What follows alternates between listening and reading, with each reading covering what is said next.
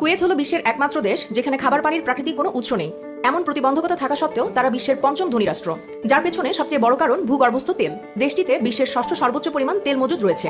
কুয়েতের 55% ইনকাম শুধুমাত্র তেল থেকেই আসে, তাই দেশটিকে বিশ্বের সবচেয়ে বড় তেলের ভান্ডার বলা হয়। তাদের বেশিরভাগ তেলই এশিয়ার বিভিন্ন দেশে রপ্তানি হয়। দেশটির অধিকাংশ মানুষই তেল উত্তোলন ও রপ্তানি ব্যবসায় যুক্ত। কুয়েতের পুরো নাম দাবালত আল কুয়েতি।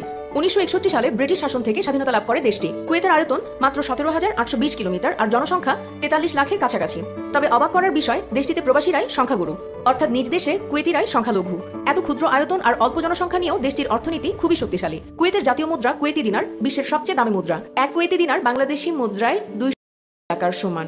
কুয়েতে এত তেল রয়েছে যে এখানে তেলের চেয়ে পানির মূল্য কয়েক গুণ বেশি। তবে দেশটির পানি সংকটও উল্লেখযোগ্য। সেখানে সমুদ্র থাকলেও পুকুর বা জলাশয় নেই, তাই বাধ্য হয়ে সমুদ্রের নোনা জলকে পানযোগ্য করে খাদ্য উপযোগী করা হয়। এতে প্রচুর পরিমাণ অর্থ ব্যয় হলেও বিকল্প উপায় নেই কুয়েতিদের। দেশটির আবহাওয়া খুবই গরম। জুন থেকে আগস্ট মাসে পৃথিবীর সবথেকে উষ্ণতা থাকে এখানে। তাপমাত্রা পৌঁছায় 53 ডিগ্রি সেলসিয়াস পর্যন্ত। কুয়েতের এই তীব্র গরমের জন্য নিজেদের ন্যাশনাল ডে পর্যন্ত বদলে দিয়েছে তারা। পৃথিবীর অন্য কোনো দেশে এমনটা দেখা যায় না। কুয়েতের প্রকৃতিতে বিস্ময়কর ব্যাপার হলো এখানে বজ্রপাত নিয়মিত হলেও বৃষ্টির দেখা পাওয়া ভার। তবে প্রতি বছর অসংখ্যবার বজ্রপাত ঘটে এখানে। আধুনিকতায় বিশ্বের সাথে তাল মিলিয়ে এগিয়ে গেলেও ধর্মীয় রীতি পালনে এখনো বেশ কঠোর কুয়েতের নাগরিকেরা। রমজান মাসে প্রকাশ্যে খাওয়া, গান বাজনা করা আইনত নিষিদ্ধ কুয়েতে। এছাড়াও পরিবারের বাইরে কোনো মহিলাকে সরাসরি উপহার দেওয়া যায় না এখানে।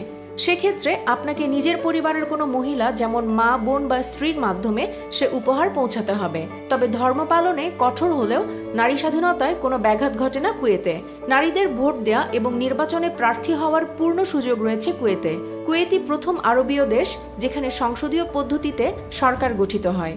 সুপ্রিয় দর্শক শ্রোতা, এই ছিল আমাদের আজকের ভিডিও। আমাদের এই ভিডিওটি আপনাদের কেমন লেগেছে তা কমেন্ট করে জানাবেন এবং আমাদের পেজে নতুন হয়ে থাকলে অবশ্যই ফলো করতে ভুলবেন না যেন।